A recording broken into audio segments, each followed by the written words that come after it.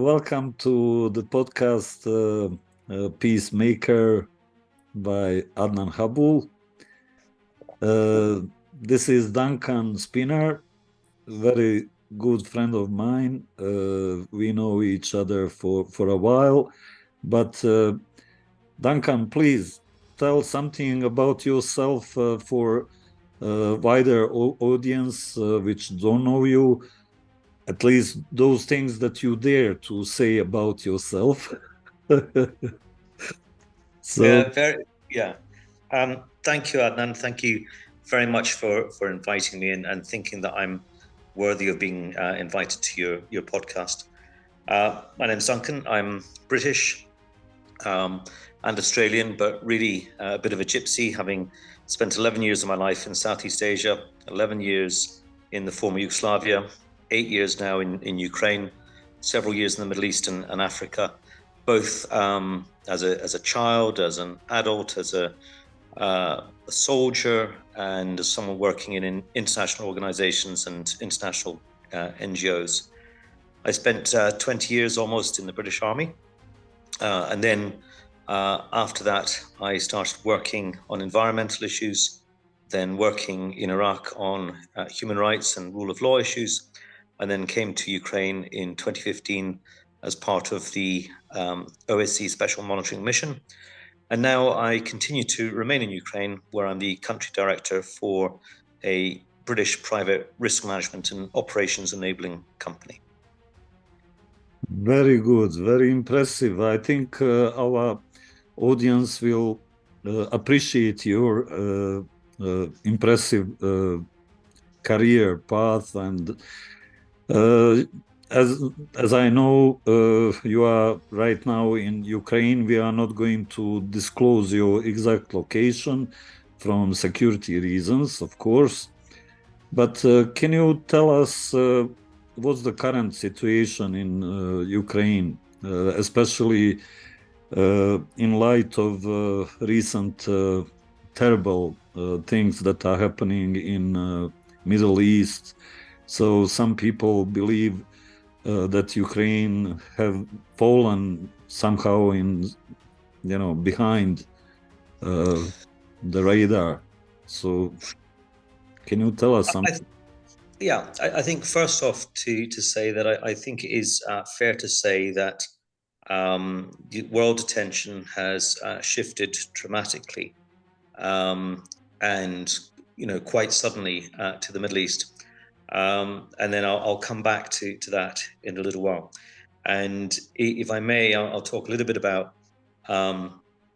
the political situation, the military strategic situation, and then a couple of tactical things. And then I might touch a little bit on the economic situation here as well, because they're all obviously intertwined.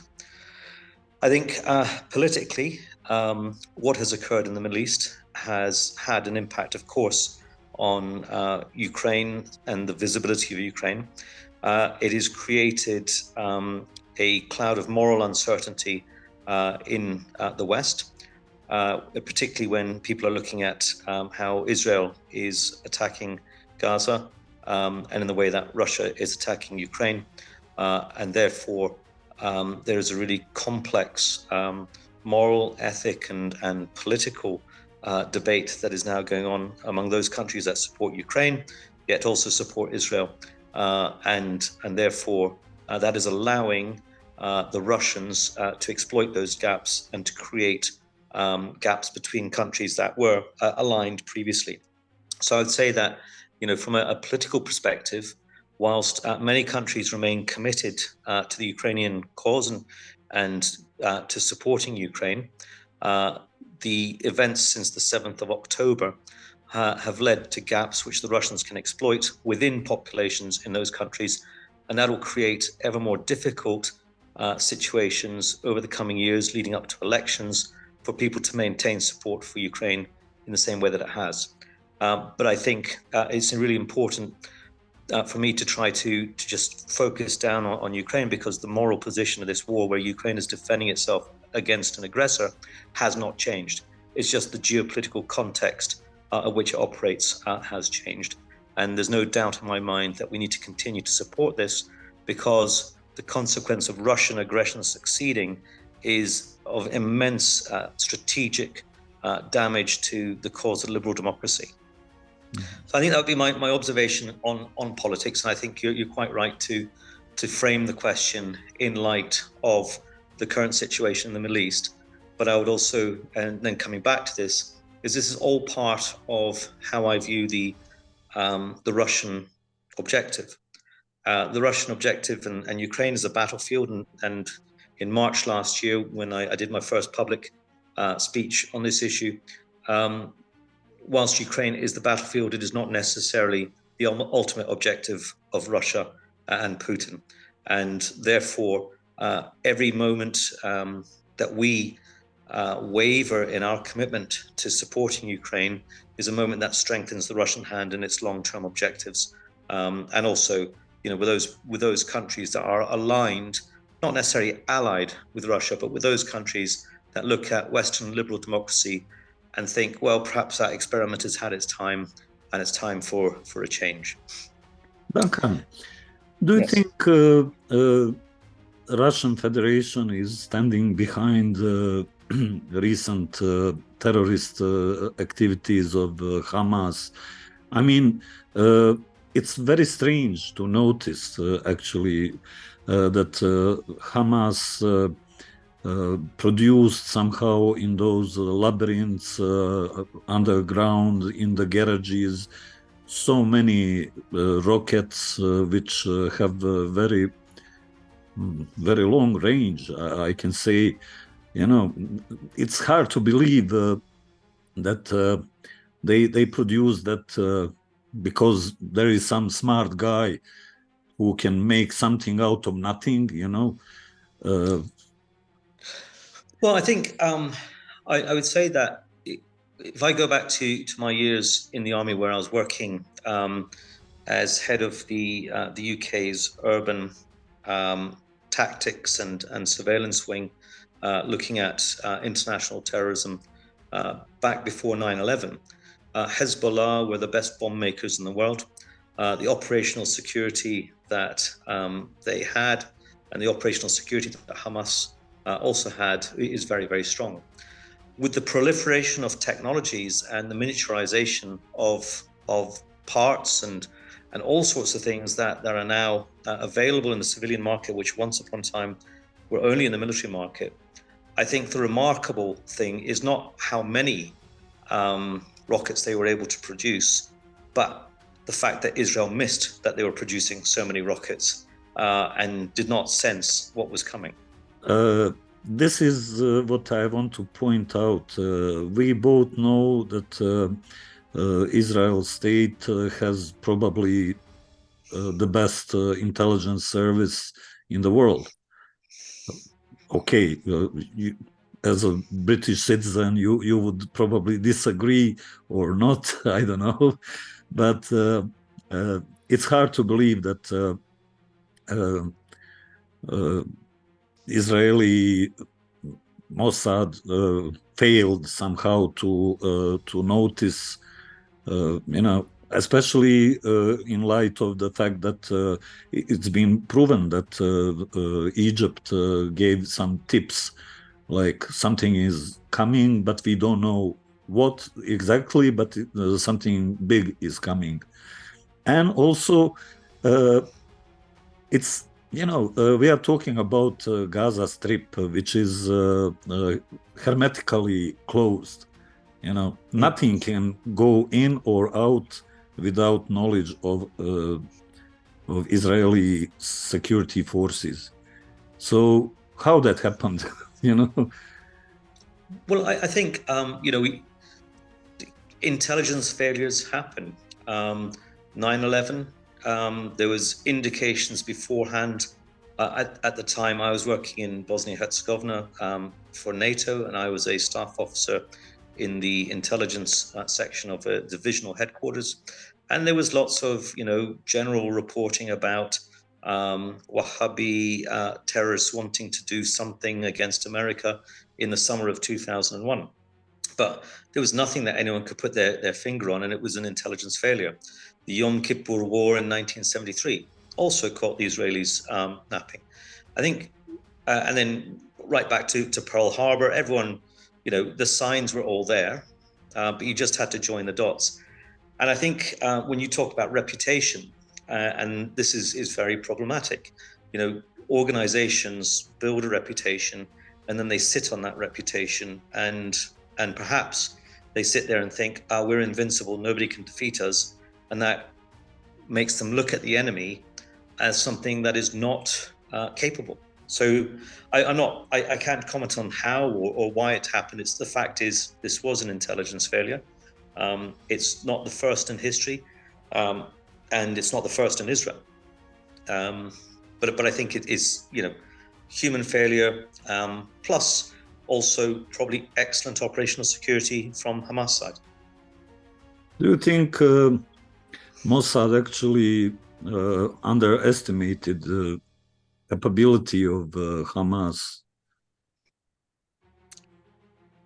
Again, I'm not an expert in the area, but I did work with the Israeli general staff many years ago on project where it was General Shaul Mofaz was angry with me because I suggested that perhaps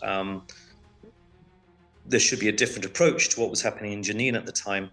And he reminded me that there were people in that neighborhood who wanted to eat their brains for breakfast. And so therefore, I don't think they ever underestimate the potential for violence, but in this case, they just failed to see what was coming. Yeah. Well, let's hope it's not going to escalate further. There were too many victims, innocent victims on both sides. And let's hope this will stop, although the most recent information indicates that IDF is entering Gaza and big battles are taking place. Some people are actually comparing it with the Battle of Bakhmut in Ukraine. So let's go back to Ukraine because you are more present there. I would like to ask you, as a former OSCE staff, both of us, we are concerned, at least I know that you are concerned like me, about our colleagues who used to work for the OSCE as national staff, and they have been captured by Russians and tried for high treason, whatever. And I know that you are very active in trying to help them, help their families, former employees, and I highly commend you for everything you are doing and your organization. But do you think OSCE as an organization is kind of changing its position, role, and we used to say it's soft power. Is it too soft power? Well, I think if we look back at the origins of the OSCE, the Helsinki Accords, and what was the purpose of the OSCE, then it was a place during the Cold War where diplomats could exchange views effectively. But coming back to our colleagues right now, and I'm fully aware that the organization is continuing its efforts officially to secure their release. So I think that's the first thing I would say to any of our former colleagues who feel that our former employers have abandoned them. They haven't. They continue to make formal engagements in order to try to secure their release. But going back to your question about the OSCE and soft power, it was never designed to be a soft power organization. It was designed to enable issues to be discussed and for reforms to be slowly exacted and enacted in different parts of Europe, particularly post-Cold War, as the Warsaw Pact was dissolving and countries were becoming democratic and having to release their weapons. One of the ironies of, for example, something like OSCE small arms and light weapons reduction programs is that there now isn't sufficient ammunition and weapon manufacture capability in the former Warsaw Pact countries to be able to meet Ukraine's needs to defend against Russia. That, of course, is an unforeseen circumstance of what was probably the right thing to do, because there was an assumption in Europe that there wasn't going to be conflict again between states. Where does it stand now?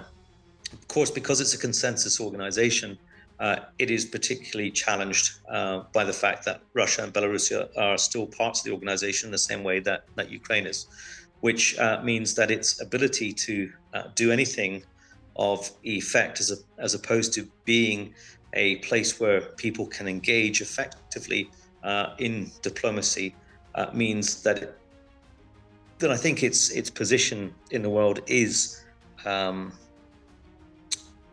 has changed. How it has changed, I don't know. Certainly, when we look at other institutions like the United Nations, the European Union, or the OSCE, how do we kick out states that aren't playing by the rules anymore? There aren't those mechanisms there, and I think that's one of the questions that has to arise from this: is how do we deal with states that begin to break all the norms? Do we keep them in the shop and keep talking to them, or do we kick them out and leave them outside and exclude them from everything else that is going on? So I would say that it's not a question of OSCE losing soft power. It's a question of the OSCE being able to lose its ability to do anything operational, because the way that Russia and Belarus are now in a position to veto anything that goes, or to not vote for the operational budgets, means that the Organization for Security and Cooperation in Europe, which covers all of the former CIS states, has lost an element of its not credibility, but an element of its power. Yeah, actually, this is one of the objectives of this podcast is actually to explore possibilities which would probably come to the ears and eyes of decision makers. You know that I'm expert in international relations, and I can tell you that it's not black and white situation in international relations, especially when we are talking about United Nations or the OSCE, where one state can block everything. It's the same in European Union. Probably that's why UK decided to do the Brexit, because they were frustrated with some decisions which only one player can stop entire machinery to go forward. There is always one. So actually, this is the weak point of international relations, where it's everything on voluntarily basis of the states, participating states. And there is no policeman who could say, hey, stop behaving like this, you should behave like that. And also there are international courts, which some key countries don't even recognize their jurisdiction. And that's the key point, the key weak point in international relations.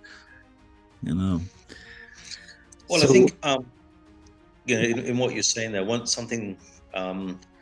was doing a course on the international law of cyber operations many years ago, and international law only exists if all the parties agree to it, and it's the same with the institutions. It doesn't have to be unanimous, for everything to work, but there certainly needs to be a majority to make those things work.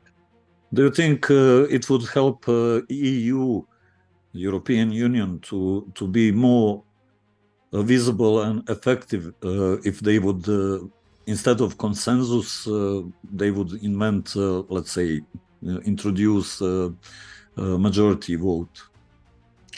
I think, you touched on Brexit earlier. I have no rights as a Brit to be speaking on the European Union, what it should do. But we are talking about various regions which we don't formally have authority to speak about, but who can prevent us to speak and discuss? No, I think, but I'll go back to my point earlier in terms of what, gaps appear between nations and within institutions that the Russians and other actors are able to infiltrate, influence, and widen. And I think maintaining the rules and maintaining the standards and maintaining the philosophy behind the organizations is critical, because it's those philosophies, those institutions, and those rules that the Russians want to destroy. And that is therefore ever more important than before, is to hold on to those values. They might not be absolutely right, they might not be perfect, but they are the best things that we currently have. And to abandon those principles, to go down a route that would make us seem more effective, more operational, takes away the very ideas on which the institutions were founded. Yeah. So I think it would be expedient and tactical and operational, perhaps, to do things like that. But within the strategic picture, and the philosophical picture, it would be wrong. I don't know if you watched on my LinkedIn profile. I published a dozen of articles, mostly about Ukraine and situation in that unfortunate country.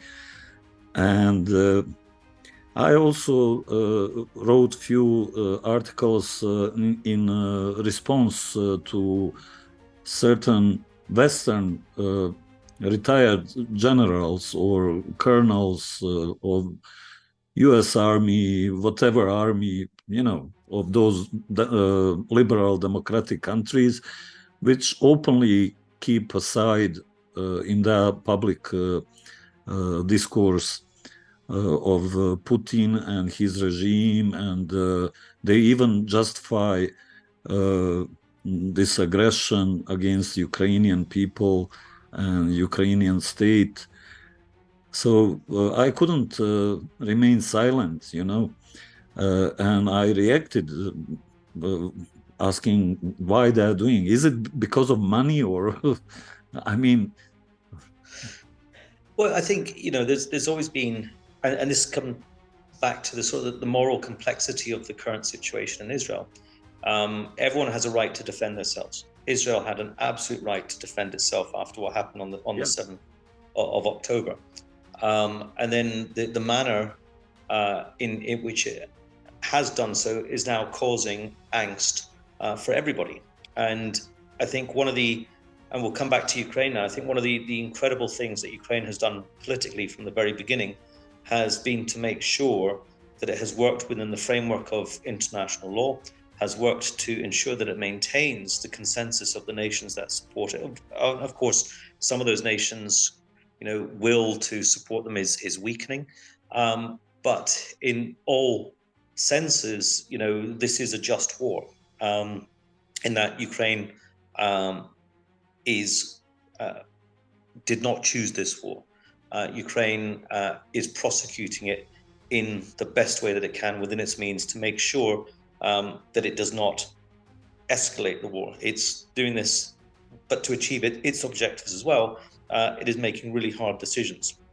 And the conflict at this stage, and coming back to your question, what we said at the moment, I might talk a little bit about the strategic military situation right now. Ukraine has pushed the Russians back in the north of the area that you know so well, in Luhansk region, around Kharkiv, places that you spent many months driving around.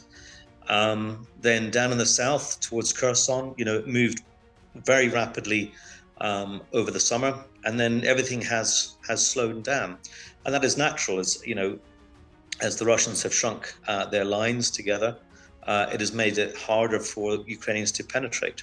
What was a lightning fast move across the tank country of Luhansk and Kherson is now bogged down in the same sort of battles that you and I witnessed in 2015, in close country, anti-tank weapons against tanks. And it doesn't matter whether you are Russian or Ukrainian, if you're on the offensive in a tank, it's a difficult place to operate.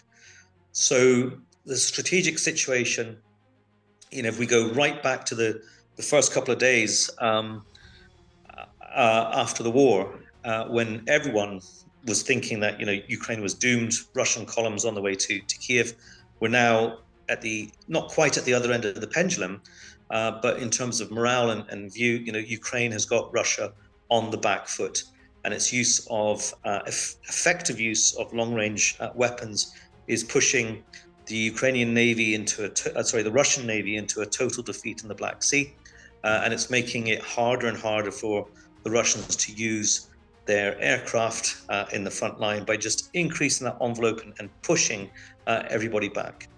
So the strategic situation, the political situation, so I'll just compare it now to what I said at the beginning.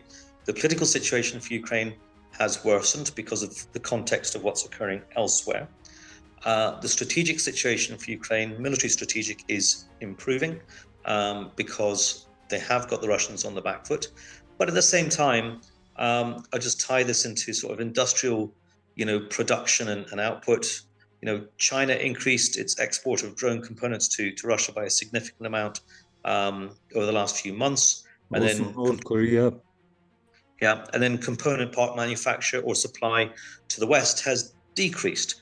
So therefore, and that of course feeds into the military machines and the military strategic position.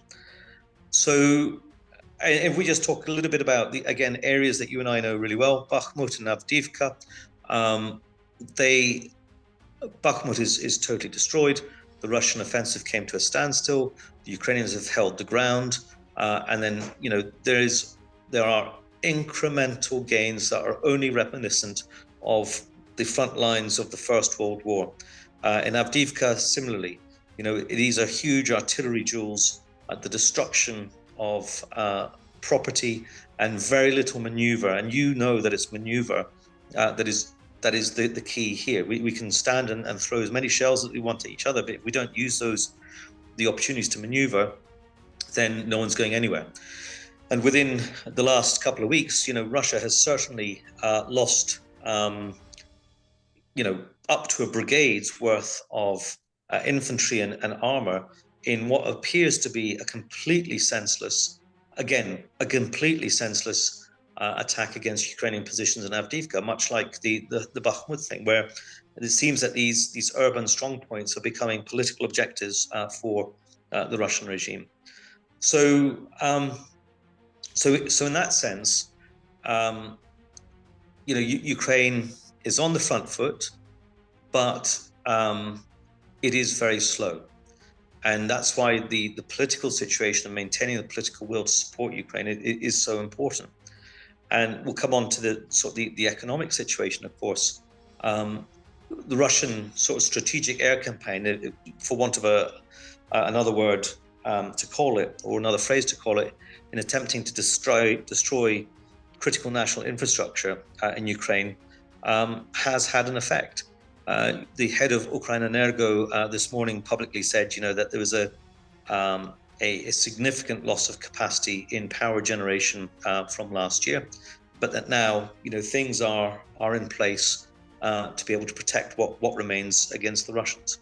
But that power generation has a knock-on impact onto industry, and has a knock-on impact onto human lives and livelihoods, which means that the economy of Ukraine continues to falter and is upheld, I think, my opinion, solely through, liquidity provided by the West. And that is going to become more and more problematic for the West as Gaza draws more and more resources in, as the risk of a wider Middle East conflagration increases, then it is going to be difficult for the West to manage all of these things. I read actually something really interesting today.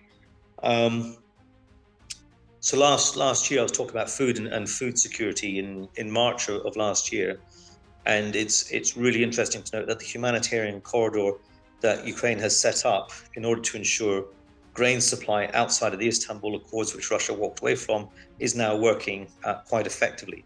And that's really good news in order to keep food prices around the world down, but also B, to make sure that there is some liquidity for farming and agriculture in Ukraine.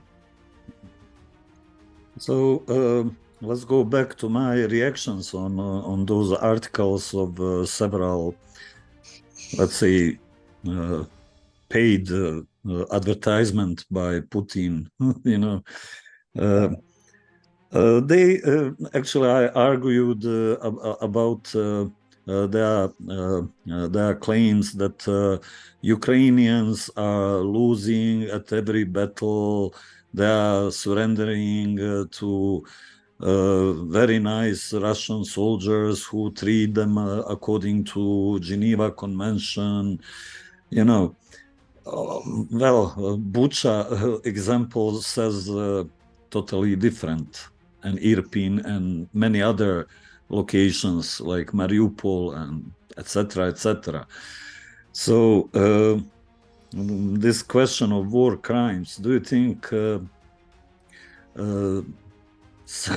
again, which court would dare or have power to try Putin if ever that happens?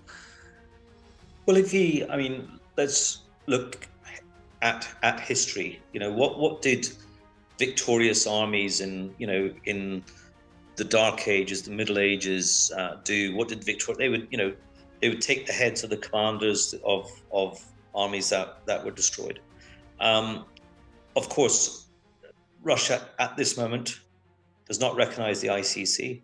It's not going to surrender its leadership unless it is comprehensively defeated strategically. And that is, I think, really important to note, is that whilst there might be a battlefield stalemate, in order for there to be effective justice, then there's going to have to be a form of defeat of Russia politically, economically, diplomatically, and militarily to apply the instruments of international justice. Okay, so if you don't mind, we will make a 5 minutes break. Okay. And then we will continue our conversation. As two war veterans, we understand why it's going very slow, this counter-offensive of Ukrainian armed forces. We can talk about Surovikin lines and also disappearance of Wagner Group and stuff like that. So we ended first part of our discussion with the announcement that we would speak about some tactical issues like disappearance of the strongest force that the Russian Federation had in Ukraine. I'm not mentioning Wagner Group in Africa. We are not talking about them in Africa. But let's talk about what happened actually to Mr. Prigozhin. And do you have anything apart from conspiracy theories or something? No, I think, all I will say is I was surprised that he survived as long as he did after the coup attempt. Challenging the Russian Federation's authority in the way that he did, there was an inevitable outcome for him. And, how it was done and, exactly by whom, I have no idea, but I have absolutely no doubt in my mind that the elements of the Russian state got rid of him. And the Wagner Group in itself, was whilst it had some combat veterans and was competent, it was mostly made up of criminals and people that were just thrown into the fight. So I think in terms of defining it as a powerful force, I think it had an identity and a morale and a will that perhaps other units of the same size didn't quite have, but it served a useful function in weeding out elements of Russian society that Russia didn't want. And it served a useful function of reconnaissance by fire, being pushed forward into Ukrainian lines to then identify where Ukrainian strong points were for snipers and anti-tank and artillerymen and aircraft from more regular units to then destroy those Ukrainian positions. Yeah, actually, that was my point when I first time wrote about Bakhmut, explaining to those famous political and military analysts why Bakhmut was so important. Because you remember, in the beginning, everybody said, it's insignificant, it's tactically totally irrelevant position. But you see, Russian Federation lost a lot of its manpower, also armor and everything, and we can say they somehow broke teeth on the Bakhmut. But we both know that Bakhmut was actually the door which opens the line towards Kramatorsk, Slovyansk, Konstantinivka, which are more important. Kramatorsk is big Remont Zavod, Yeah. And and if you look at Avdiivka and the position on the high ground that it has there, and it overlooks the main lines of supply, these were really important things. Kramatorsk is not just the big factory, but it's the railhead, the logistics hub. It was the logistic hub, when we were working in that area for all the United Nations, for the NGOs, for the military, for everybody. And that hasn't changed. And, that's, but, once that hub is gone, if the Russians ever take it, then it will just be, the next one further up the line. Slavyansk, isn't it? Is the next train station up the line. Yeah, but if Kramatorsk has fallen, Slavyansk would not resist too long. Liman would be recaptured, and next station would be Dnipro, city of Dnipro. Yeah, but I think yes, it's critical, and we know the efforts that the Ukrainians went to hold that, and I've been down with some of my team. I work with a volunteer group called Pickups for Peace, which is a charity founded by an old school friend of mine. It's Scottish farmers, and they supply vehicles to the front line. And I've been on several trips now delivering those vehicles and engaging with some of the, what I'd say, the line holding brigades. And the average age of the soldier in those brigades, or in the brigade that I particularly work with, is 46 years old. That's the average age of the soldier. They have on average received 2 weeks training before they're in the trenches. And on one training exercise, I was with them in the East. They were using live grenades for the first time 5 or 6 weeks after they'd already been in the front line. So, in many ways, Ukraine is throwing people into the fight as well. It understands, what is at stake there, and it's been really, really hard fighting for these guys. And they're exhausted, and you can see that on everybody's faces. Just spending a couple of nights in Kramatorsk, which is further back from the front line, is sleepless nights, You have the sound of incoming rockets, outgoing artillery fire.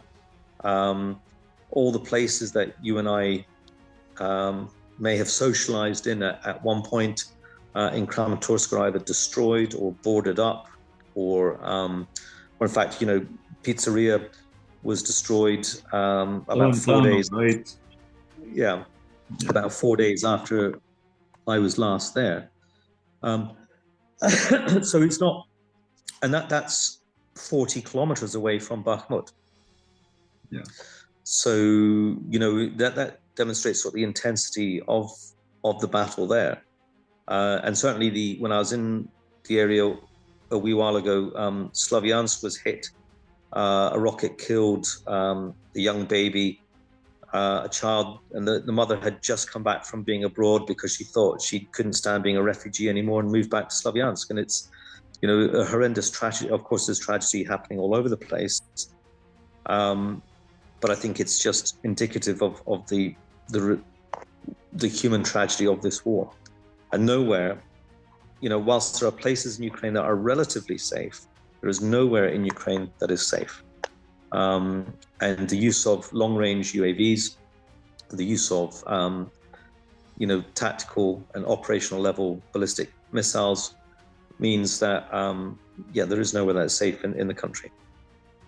Do you have any official data?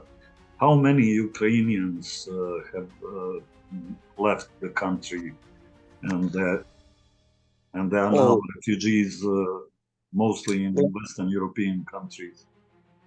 I'm going to do this from memory, so I might be wrong, but I think at its peak, something like 30% of the Ukrainian population had left the country. At its peak. So, and I don't know what percentage have returned. I do know that in the summer, this summer, it seemed like the city was full. Kyiv was full. And now that the winter is approaching, I think, there'll be less people wanting to spend the winter here because it is going to be uncomfortable. Do you think Ukraine still has, in terms of manpower, enough capacities to keep on showing resilience and initiative? Especially, this Bakhmut is an amazing place because if Ukrainians would make a breakthrough in Bakhmut area, in less than 20 kilometers further is Popasna, and our former patrol base, which is not far from Luhansk city. Yeah. Well, I think this is the challenge. There is, within the sort of the four, elements. There's the find element, which is know where the enemy is. There's fix, which is make sure that the enemy can't bring their strengths to bear. There's strike, which is to hit the enemy, and then there's exploit. So Ukraine is excellent at finding, fixing, and striking the enemy. But in order to exploit effectively, one has to have sufficient resources, ground-holding resources, maneuver forces, to be able to exploit into the rear areas, and in terms of at the operational level of war. And I don't believe that either side has that capacity at the moment. I think let's break that down. I spoke about the defeat of the Russian Black Sea fleet. So Ukraine found it, stopped it from bringing its strength to bear, and then has struck it repeatedly, and they've withdrawn further away, so they cannot necessarily influence the battle. But the exploit, what has Ukraine done to exploit that at this stage? And we can see the beginnings of that with the marine bridgehead across the Dnieper River down in Kherson. But was that in relation to that activity? Is it in relation to something else? So I think Ukraine will continue to struggle. with its manpower? Of course it will. Russia has a significant advantage in terms of, available manpower. But having said that, a couple of million Russians ran away from the fight because they didn't believe in it as well. So they're not going to come to the battle anytime soon. Yeah, I mean, but it is a hard fight, and it is a fight of attrition in those sectors. Yeah, when you mentioned Russian manpower, I have seen this summer on the Turkish coast from Antalya to Alanya. I didn't have to use English at all. I had to speak in Russian in order to be understood, because almost everybody speaks Russian there. Even Turkish is useless in that area. So it's a high number of those who fled. Also, I have information that in Georgia there are a lot of Russians who fled from potential conscription. Well, I think there's that's brilliant news, but at the same time, Spain issued 163,000 tourist visas to Russians in 2022. And are these people that are, going abroad and staying abroad because they're dissatisfied with the regime, or are they exercising, their right to travel because they still have a right to travel? And that's difficult to fathom. And then what percentage of those 2 million abroad are eventually going to go back? Who is going to employ them? Where are they paying taxes? Are they supporting the Russian regime through tax in the same way that some companies still continue to do so? But certainly, the relative ratios of manpower or human power at the start of the conflict were very much in Russia's favor. Within certain specialist areas here, not going to comment on that. I think it's public knowledge, but I won't give the enemy any sort of ease of finding it out. But there is now compulsory registration for mobilization for women in Ukraine in certain technical areas. So, it's going to be even worse when the winter comes. But do you see any, let's say, realistic outcome any soon? Let's say next year, some diplomatic initiative. Who can have credibility to start that diplomatic initiative? We know that Turkey tried, some Saudi Arabia even tried. Not speaking about EU, but Russians do not listen to EU countries. Well, I think today the Malta conference started, and Ukraine presented its 10-point peace plan, which is the same 10 points from last time, and the majority of those 10 points are unacceptable to Russia. But I think these are the only terms that are acceptable to the West, to liberal democracy, and in the face of aggression. We cannot allow Russia to gain a single square meter of land or territory or advantage because of its aggression. Because if we do that, then we're going to enable other aggressors and other autocrats that might be considering the same thing. And I think it's important.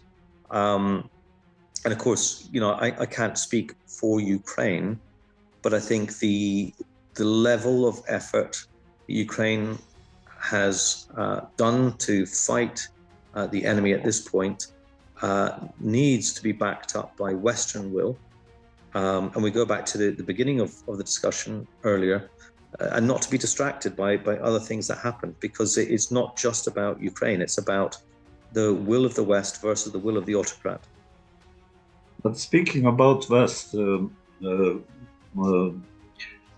Okay, we know that from the beginning, Hungarian Prime Minister was, playing a game. Even Croatian president is, today he thinks this, next day or in the afternoon he thinks differently. But now we witness also Slovakia is turning on the other side. In Czech Republic, we witnessed big protests against helping Ukraine. We don't know what will happen in Poland. So what do you think about this? Is it going to undermine unity about helping Ukraine? I think there are two things that we should look at here. One is, support for Ukraine, and the other one is perceived support for Russia. So in each of these European countries, or in every country where there are things that are divided, there is a kind of, well, why should we support Ukraine level of discussion? But I don't think that amounts to supporting Russia. I think it amounts to people who, in the economic climate that we're currently in, are struggling financially, are struggling to meet their bills, are struggling to deal with day-to-day issues. And as a result, their ability to comprehend why their tax money is going to a place far, far away is difficult. But there are many parallels to, let's look at the Czech crisis, the Sudetenland crisis, back in 1938. The words, of the British government at the time, who cares for land that's far, far away? And that is problematic for many people. And it happened in Bosnia-Herzegovina as well. Why did Western countries not support and not supply weapons to the Federation of Bosnia-Herzegovina at the time? Why was there an arms embargo? Because these things are so far away in people's conceptual minds. If I can't feed my children for the next 3 days, properly or in the way that I used to, then why am I bothered by what's happening in Ukraine? So I think that there's an element of the wider sort of financial and economic situation across Europe and the United States, and that Russia seeks to exploit is between, power elites, financial elites, the middle classes, and others, in order to create those divisions. But I don't think that equates to support for Russia. I think it is just exhaustion with daily life. And if we look at, why should Polish farmers, be damaged by Ukrainian grain coming in? It all feeds into domestic political narrative. So I think in the long term, I'm not too concerned, because Europe will balance itself out eventually. But there will be waning domestic interest in every country in Europe to support the war in Ukraine, or to support Ukraine in the war. Yeah, but I also noticed, you probably know that around 1 million of Ukrainian refugees are right now in Germany, and Germans seem to be unhappy because of let's say different treatment of Ukrainian refugees compared to some other refugees, and also real Germans. I heard about some cases, that they have community flats, which people can use under lower prices, and some German families have been evicted from such flats just to put Ukrainian refugees who came, by the way, most of them, according to their words, in brand new Bentleys, Lamborghinis and stuff like that, and that fuels AFD, political parties which are far right. But Yeah. you know what I mean. It's a kind of. But when you mentioned the elites, Russian elite, even Ukrainian elites, they are not in Ukraine. I think they are quite okay. It's the same. I remember being in Erbil. No, I was in Baghdad when Islamic State started its offensive, and I was in Erbil shortly after that. And the elites had gone. The people left to fight are those that cannot run away. They don't have the means to run away. They perhaps don't have the education to run away, and so on. And I know, for example, there was people paying exorbitant amounts of money at the start of the conflict, or the start of the escalation of the conflict in February last year, to be taken across the border by various mafia gangs. There's always going to be that in every conflict. What I would comment on in terms of Germany, of course, there's massive social and economic pressure on Europe because of the number of different crises that have occurred over the last few years: Afghanistan, Syria, Iraq, Libya, then the economic crisis and the consequences of climate change in Africa pushing migration up the way.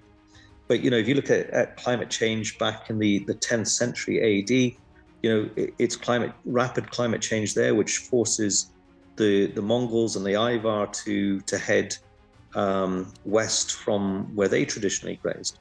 So this is, in terms of human history, this is just part of a large pattern. But the social and economic pressure, of course, on Europe is huge. And should Ukrainians be treated differently to others? Well, I think there is a human baseline for all refugees to be given shelter, regardless of where they come from, when they are victims of political persecution or violence.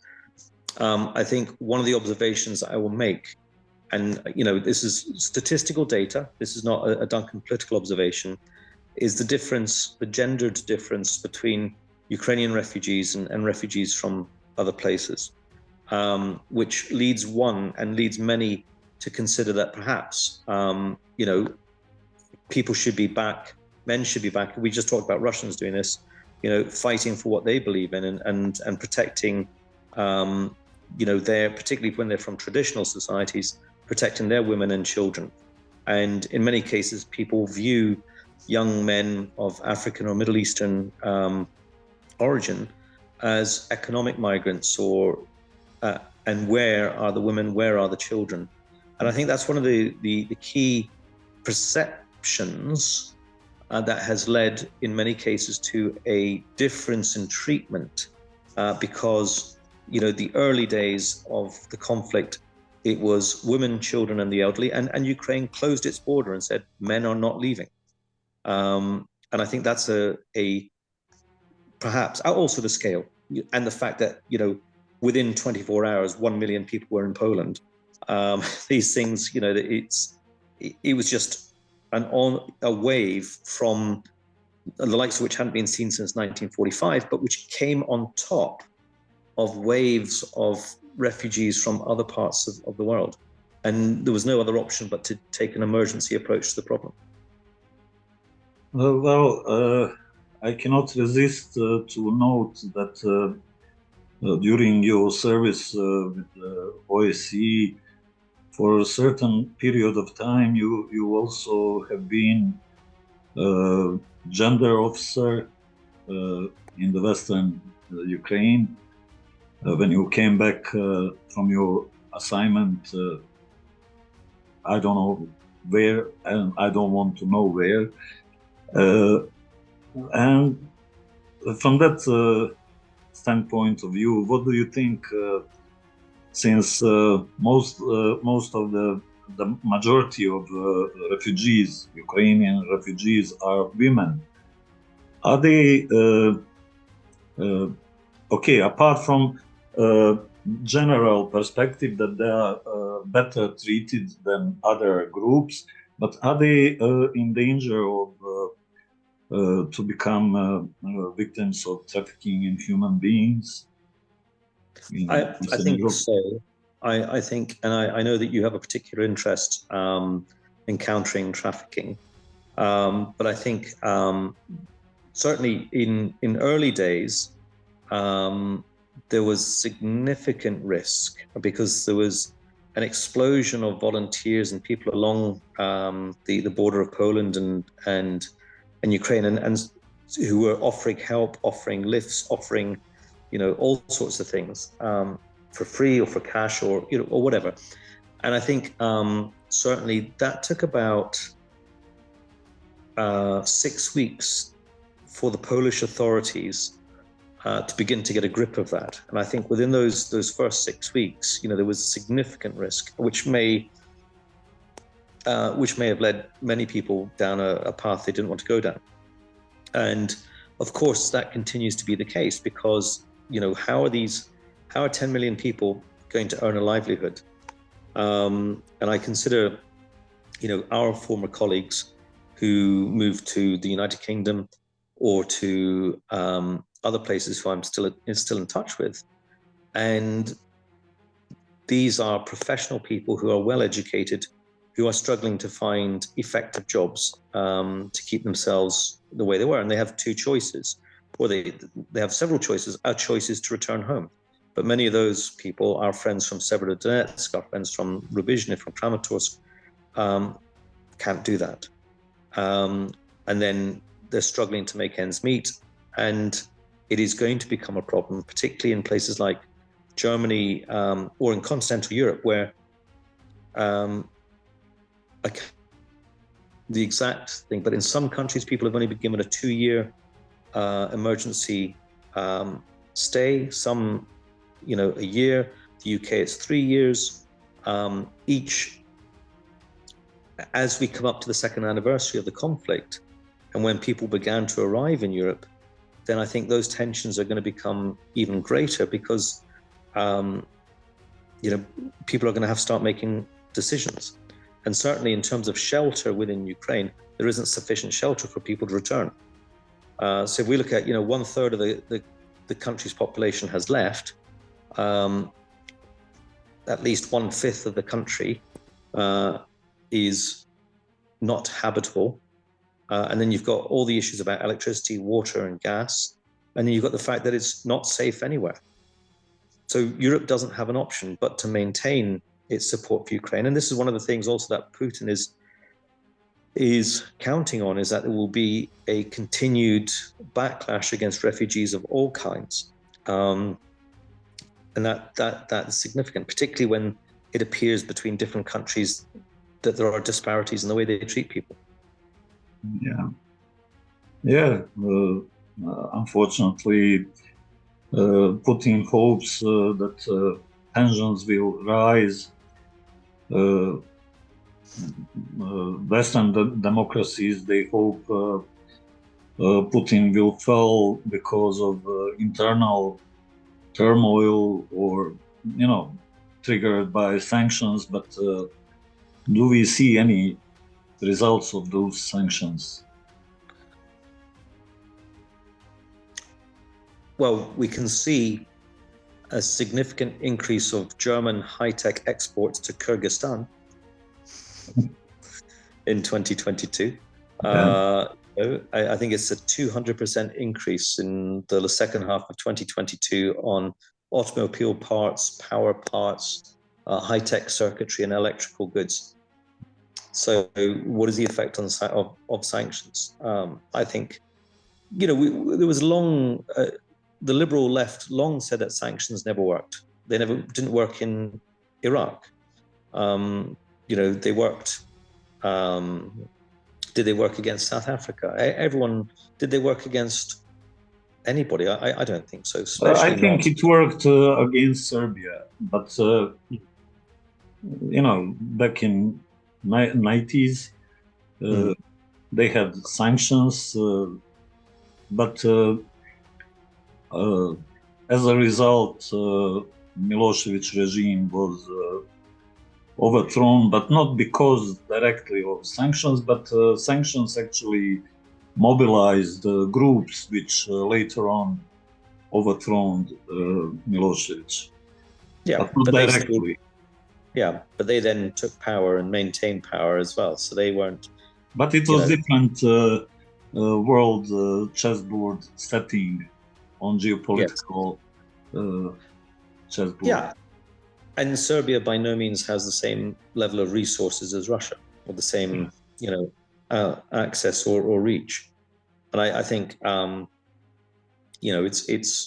it's fair to say that, when Russia starts its production of artillery shells in earnest, its industrial capability is huge. The West's, and of course the United States, and industrial capacity cannot be underestimated, but then there's a cost difference and there's a quality difference, and we are, we think about modern logistics, it's just enough, just in time, and wartime logistics are always not enough, never in time. And that's it. But I think there's a long way to go yet, Adnan, and there's a hard road ahead for Ukraine.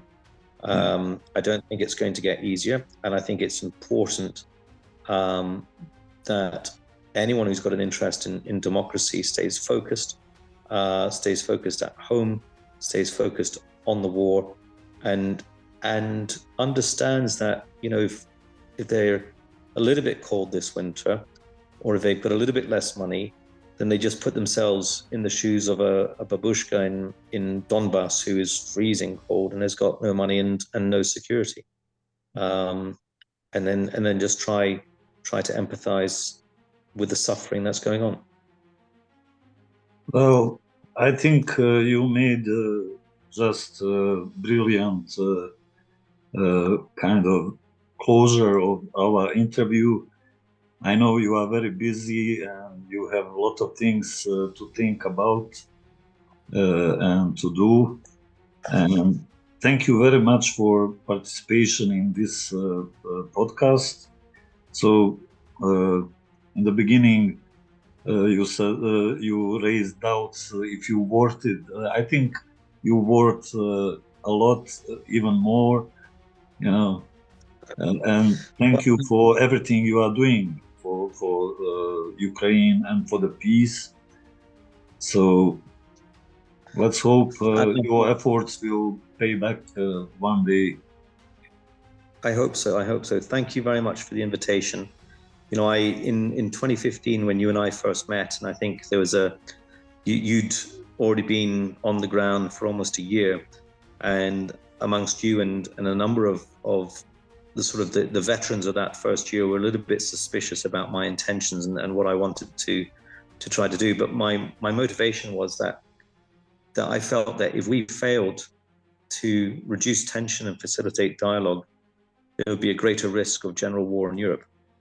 And that was, my objective was to reduce that risk. And my objectives today are similar, as to reduce the risk of things expanding.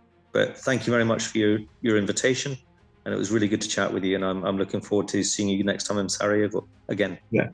Thank you. It was my pleasure.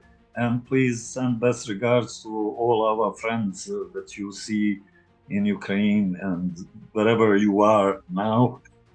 I don't want to say where you are. Okay. Take care, then. Ciao. Thank you. Bye.